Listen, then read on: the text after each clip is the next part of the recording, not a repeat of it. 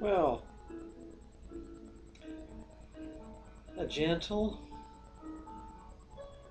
lyrical introduction to Poetry Show number 8024. Here on this late February evening, when I, for one, am more than ready for the flush of spring.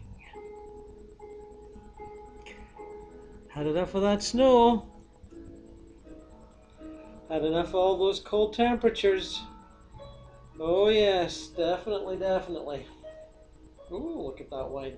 Nice and sparkly. Here's to the end of the winter of 2013.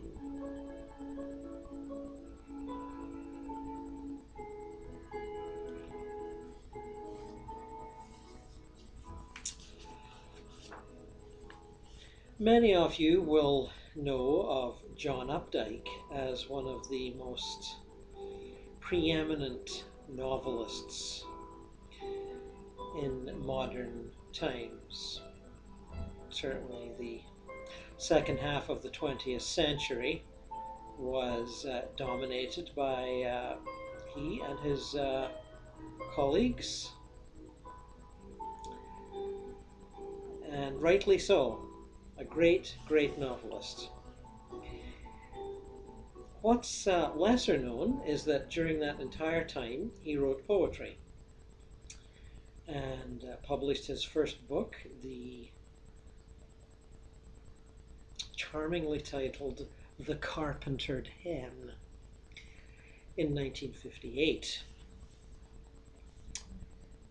He's something of a traditionalist, but not in the sense that that implies, old-fashioned or bland. These poems are from Americana, his 2001 release. Well, let's get to the light here. On the road.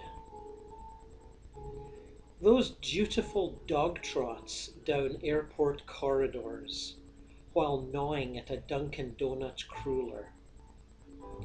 Those hotel rooms where the TV remote waits by the bed like a suicide pistol. Those hours in the air amid white shirts, whose wearers sleep read through thick, staid thrillers. Those breakfast buffets in prairie Marriotts. Such venues of transit grow dearer than home. The tricycle in the hall, the wife's hasty kiss, the dripping faucet and uncut lawn. This is life? No, the CV thrives via the road, in the laptop whose silky screen shimmers like a dark queen's mirror, in the polished shoe that signals killer intent, and in the solitary mission, a bumpy glide down through cloud cover to a terminal where a man in armor like your own guards the grail.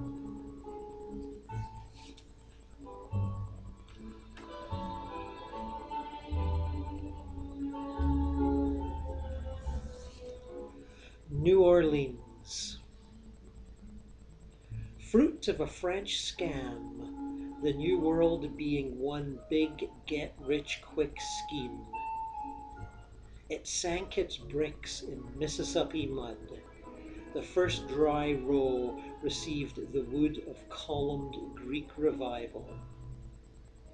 The whores in Storyville were kept in cribs like pigs, naked and doomed. The yellow fever wiped out 1/3 the populace each summer. But there were always more. both slaves and masters.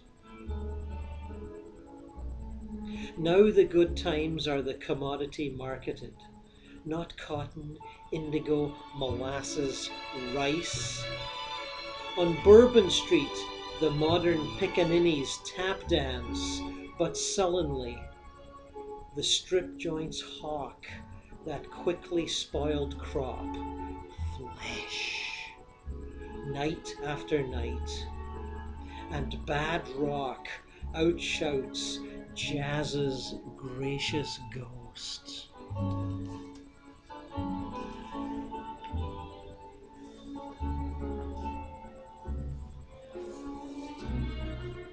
Corinth. 2 railroads crossed here, making the depot hot property for an army that could take it. Grant won out and rode the rails to Vicksburg. The little city now, uncoveted by any side, reposes in the hope of Shiloh's bloody glamour rubbing off as peaceful gold dust. Tourist traffic. This veranda knew the boots of Beauregard and of Ulysses too. What epic times when bayonet and cannonball dispersed the souls of country boys in grey and blue. An iron lozenge forced to fit the wheels that roll east-west and north-south marks the spot a throng died for. I stood there, all alone.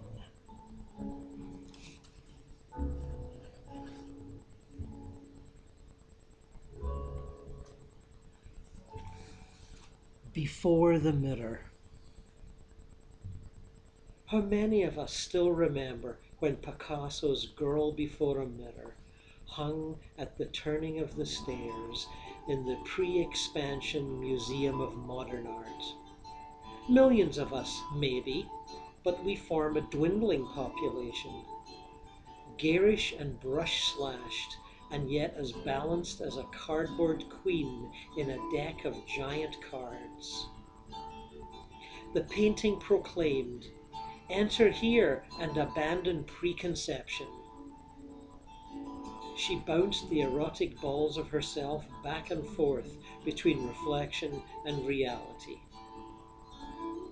Now I discover, in the recent retrospective at the same establishment, that the dazzling painting dates from March of 1932, the very month in which I first saw light, squinting in quick nostalgia for the womb. Inspecting, I bend closer. The blacks, the stripy cyanide greens are still uncracked, I note with satisfaction. The cherry reds and lemon yellows full of childish juice. No sag, no wrinkle, fresh as paint. Back then, I reflect, they knew just how to lay it on.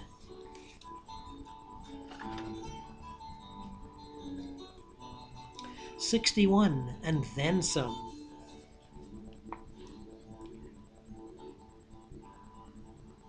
How many more, I must ask myself, such perfect ends of Augusts will I witness?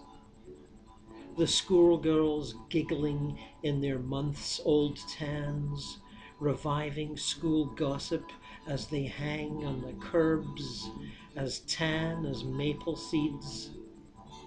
The strip of curbside grass, sun-parched in the ragged shade beneath the maple, that in its globular cloud of green cumulus holds now an arc, a bulge of rouge, held up to the bored sky like a cheek to kiss.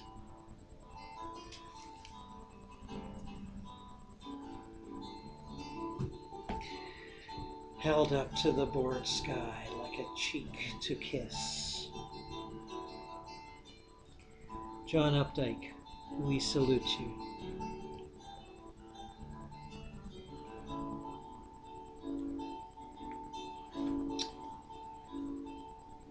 As you know, I have devilish fondness for going downstairs into the archives and seeking out long lost volumes, almost all of which I've totally forgotten I had. Here's one, 1978, Tributaries, an anthology, writer to writer, edited by Barry Dempster. All kinds of goodies in here.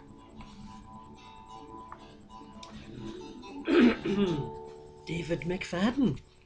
Exclamation point.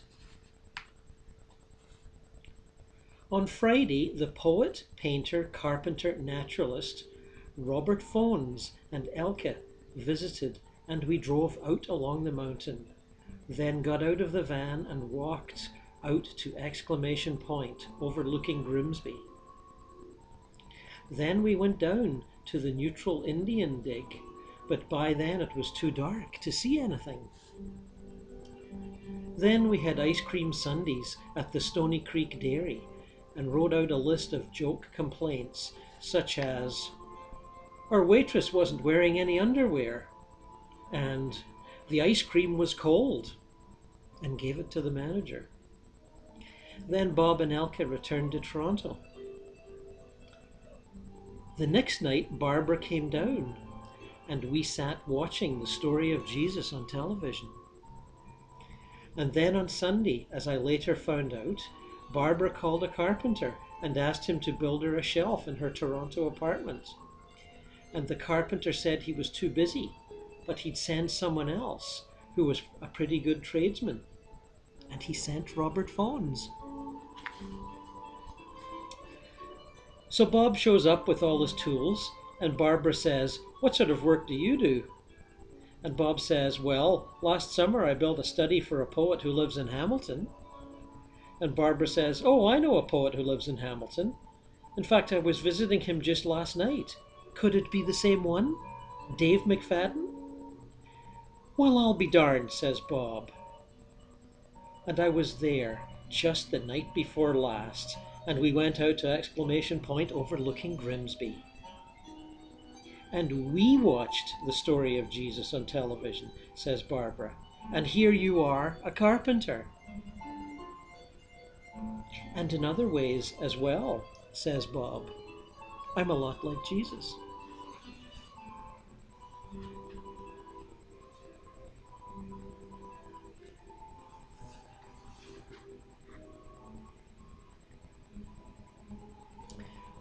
Here's a very short tribute to the Canadian poet Irving Layton by the other Canadian poet, Ralph Gustafson, both of whom were well on in their years when this came about. Irving Layton.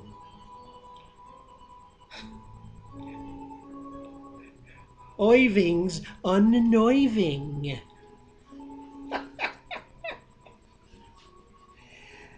And you thought Ralph Gustafson couldn't tell a joke, huh? Okay. Raymond Souster. We've heard from him before.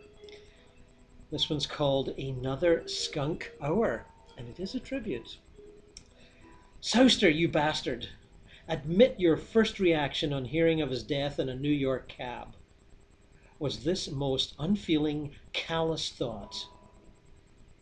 Just think, from today on, the price of my Lowell firsts should easily double."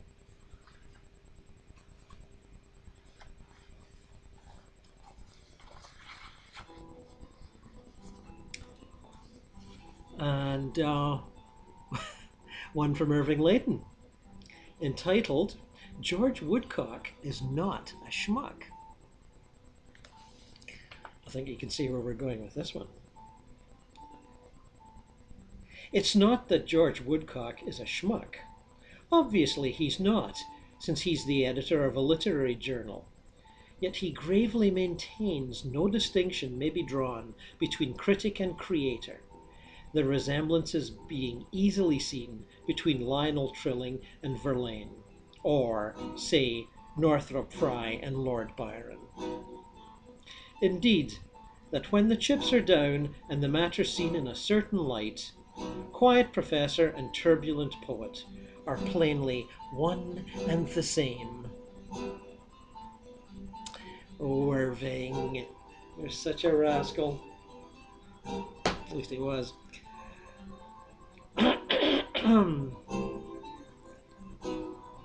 Outspoken, wasn't he?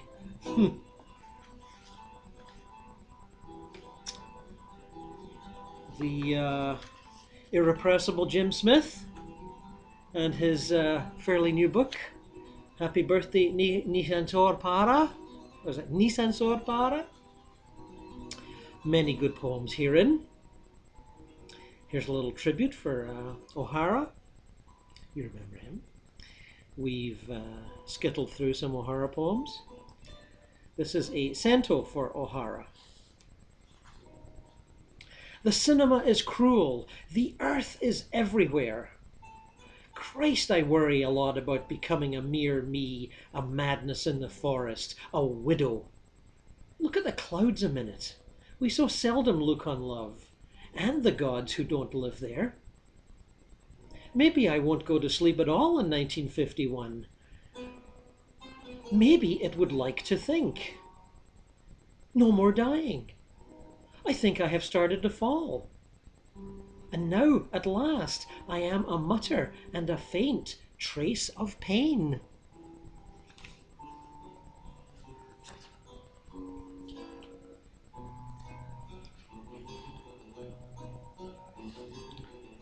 Risk analysis of a poem. There is a 49% chance this poem will not be finished. There is a 7% chance it will veer off into prose. About 7,000 words should be held in reserve until we see where this is going. We should be able to reduce that number when the chance of the poem being finished drops below 25%. There is 1 in a million chance you will be named in this poem, either as a major player, or as a metaphor, or as a noun. 2 dogs just ran through the preceding line. There is now a 41% chance this poem will be finished, unless the writer is eating. There is an even chance this poem is being written in a workshop. Now would be a good time to drop in a word in a foreign language. C'est ça. The prose possibility has dropped to near nil. Will it be a successful poem? There is a 5% chance it will appear in a magazine. There is a 5% chance that someone will buy the magazine. Now might be the best time to develop a theme. C'est ça. There is a definite lack of, I don't know, something to here, but it appears here, so that's fine. We are back on track, and I am extremely happy to report that there are only several more lines required for this to satisfy the writer. There is a constant rainfall outside the window. Ronald Reagan has just been shot in the unmentionables. $10 million were handed to a man from El Salvador who cannot stop touching himself. Gerald Manley Hopkins is about to write The Windhover, so that millions of school children have something to memorize. There is 0 chance they would memorize this poem because it lacks. It lacks Camus at the wheel. It lacks the ability to be translated into French. Or rather, it lacks the raw will to force itself into French subtitles. Oh no, into French unbidden, excuse me. The Salvadorian man has returned to his Salvadoran country and is shooting Salvadorans. That's damn tidy. He will continue to shoot Salvadorans until this poem comes to an end. Due to a stray bolt of empathy, a desire to cook supper, and a dog's bark, this poem has come to an end. Please stop shooting Salvadorans. It is no longer the 1980s. Did Reagan die? Stop! It's over. I implore you. An end to this poem means at least one Salvadoran man will stop shooting Salvadorans. Be a savior. There's one in every box. Yikes. That was nearly as fast as the guitar playing, wasn't it?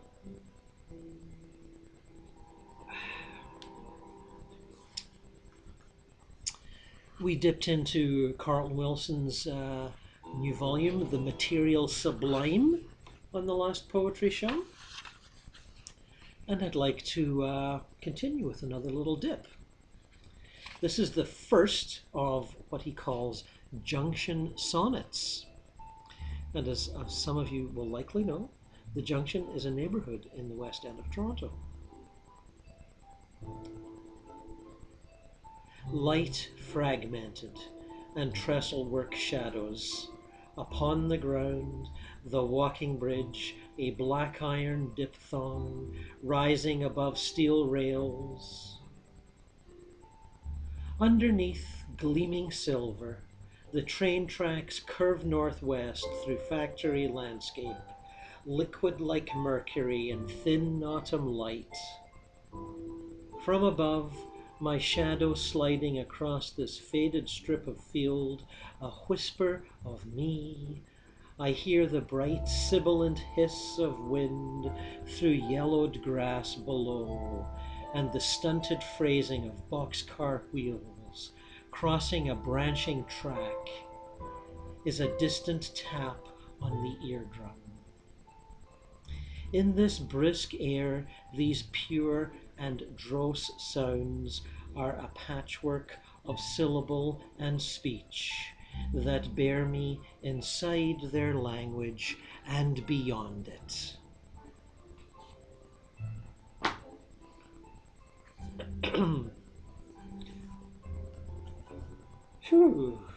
Julie Brooks, award-winning Monkey Ranch. Bit more from that.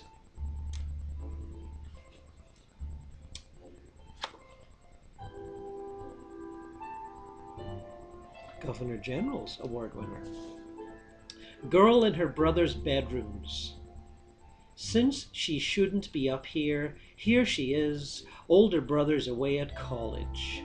Their musk still territorial. She drifts between rooms, igniting the dust motes and diagonal shafts of winter light. Their closets, secret Elvis scrapbooks, complete stamps of Borneo with wax paper hinges, frail as insect wings, jars of uncirculated silver dollars. She pockets some to spend, but that's not why she shifts the gun-metal desk drawers, inhales their rich peat of eraser and pencil stubs. Called to eat, she takes the stairs by twos, holding in mind her return ticket to the smoothed chenille, the water-stained maple night tables, to the drop in the belly as she stands on the thresholds of her brother's rooms. Old enough not to climb back down, she's still too young to jump. An unfinished letter, a subway token, a dime, that vertigo.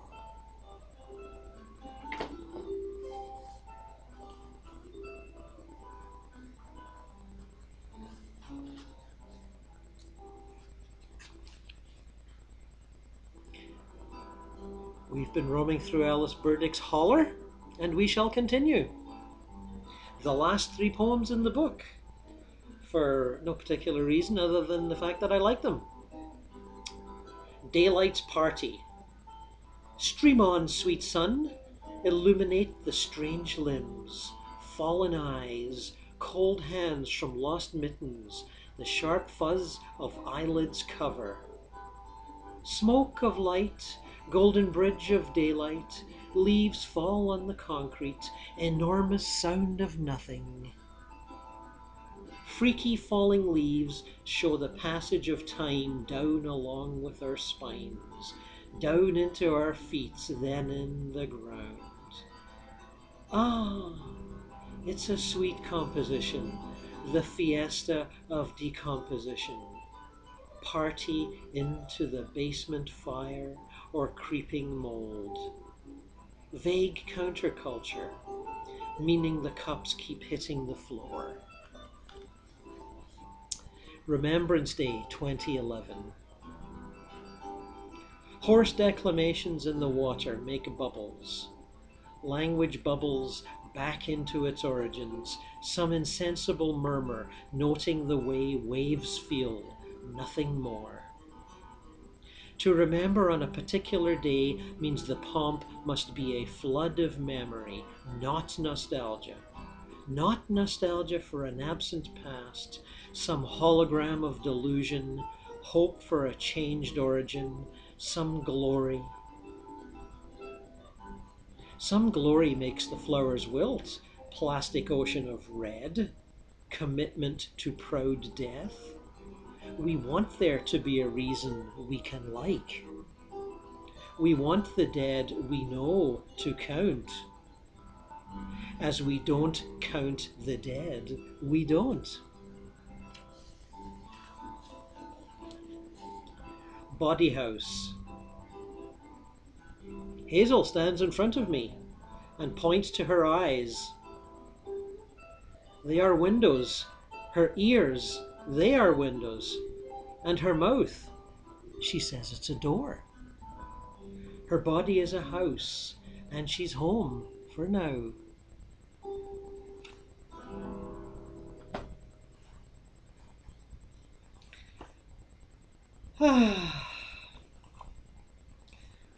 Well, I don't know about you, but I think it's been at least 20 or so minutes since we've had a poem from Ron Padgett. So let's have one. Every house should have a poem by Ron Padgett, I think. Glow.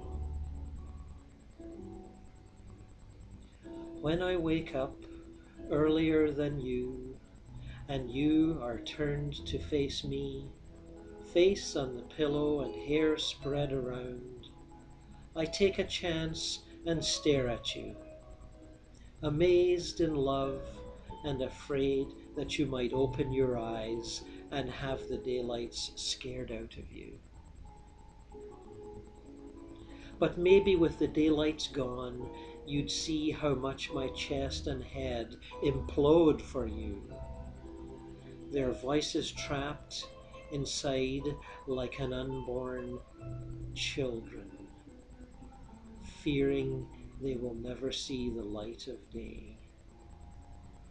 The opening in the wall now dimly glows, it's rainy blue and grey. I tie my shoes and go downstairs to put the coffee on.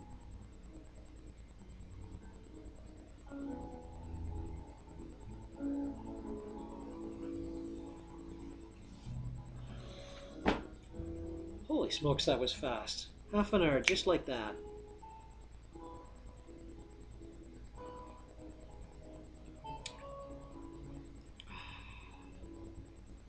Thank you for listening.